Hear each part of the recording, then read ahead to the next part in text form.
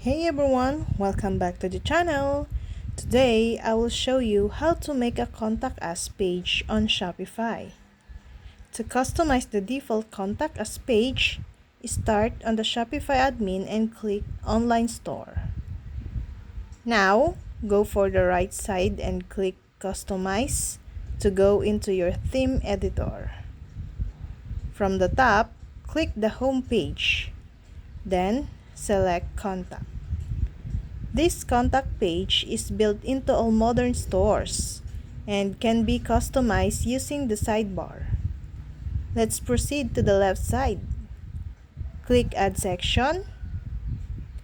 Many Shopify stores include a section with frequently asked questions include.